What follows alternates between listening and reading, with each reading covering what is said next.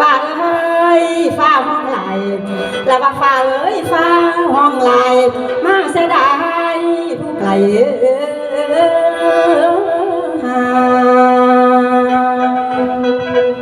ถ้าขันดับสลายไปวิญญาณไหลจากร่างชีวิตสูญนหมุนมางมาป่าขางบ่หวังไผมาป่าขางบ่หวังไผแสนอะไร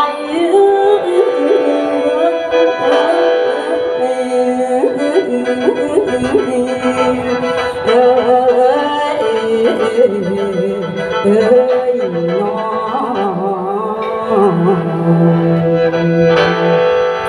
แล้วก่อนอื่นผู้ขามาลำเจ็บหน้าผ้าเพชรพลันชัยขอขมาวันท่านองแล้วขอขมาวันท่านองละทานสงทุกวงรูปผู้บำเพ็ญสืบไปห้อยเงาศาสดาทั้งศรัทธาพักผ่อนทุกหมู่เราสาธุชนที่ได้มาในงานทรงสาการในวันนี้แนวบอดีบกพร่องมีแนวเกินขาดข้าขออภิวาทน้อมขอท่านจงอภัยด้วยศรัทธาเพิ่นให้มาลำทรงดวงวิญญาณแนวสังขารของคนบ่เที่ยงตรงคงที่จะหรือมีดีหรือหายบ่หนีตายบนดอกแม่โอ้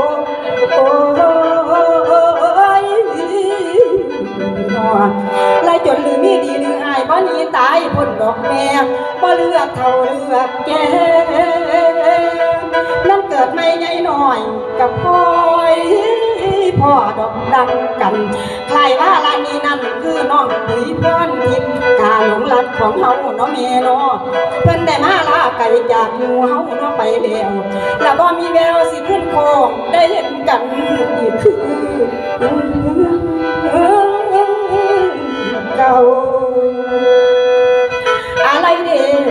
เสียงเคยจ่าปากเบ้าของเจ้าสิโอนนับตั้งแต่มือนี้สิเหลือแต่ความทรงจำละเด้อน้อง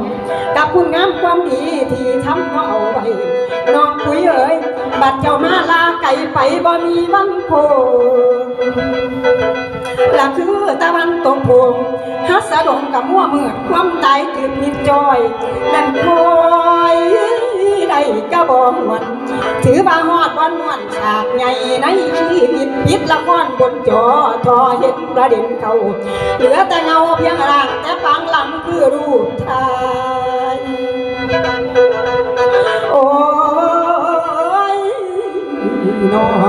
เหลือแต่เงาเพียงร่างแต่ปางหลังคลั่งเก่าฝากตั้งแต่ความเหงาเหลือความดีที่เฮ็ดไว้ไฟสุมร่างต่างสวรรค์ไฟฮ้อนสิจุดจีสลีละน้ำกับดินลมไฟสิเราสูญเป็นหุ่นสิ้นแต่ว่าสาธุเดิมนอนปุ๋ยเอ้ยขอวิญญาณเจ้าจงลอยไปในอากาศไปสู่ผาสาแก้วไปแล้วอย่าห่วงหลังให้เจ้ามุ่งหน้าตั้งขึ้นสู่เมืองแถนเด้อนองปุ๋ยเด้อแดนสวรรค์ทั้งหมวกอย่าโบกลงทางไตจากตุนดาว่าดึงไทยทางยามาถ้าเจ้า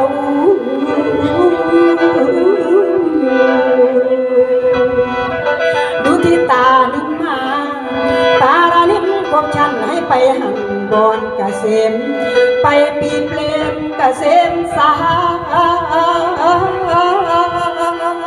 มีมานแก้วเจ้าไปแล้วจงไปดีสู่ที่มา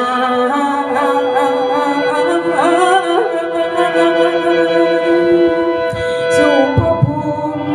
แดนสวรรค์คือบ้านปลาสุขสบายสู่สวรรค์นิรันดร์ดอนโอ้ยให้เจ้าไปดีถวนสถาพรมีฟ้ายอน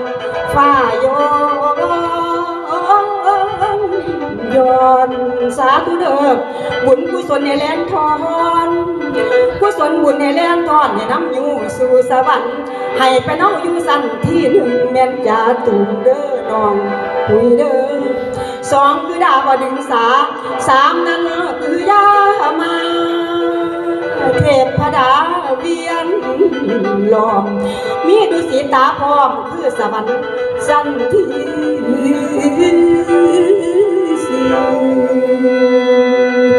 สั่งที่หาซื้อนิมานารดีมีวิมานเป็นดังแก้วไปลอ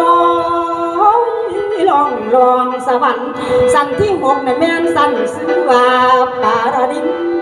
ท้าววสวัสดีผู้ครองอยู่ในแฟนไปสุขแสนอยู่ภายพุ่นพระลาบุญให้อยู่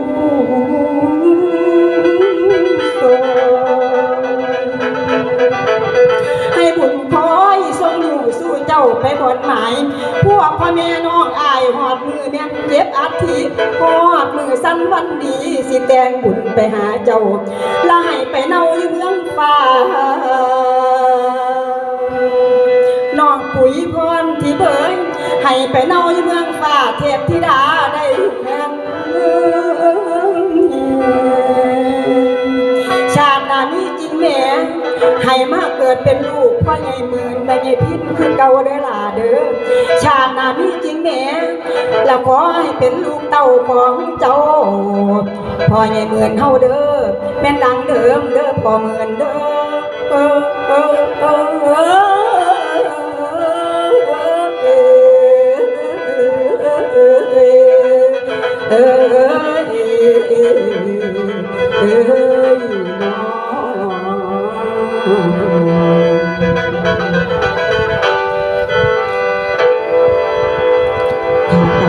สำนีนะคะเอาตัวมือสวดๆพี่น้องขอบคุณค่ะขอบคุณค่ะสาธุ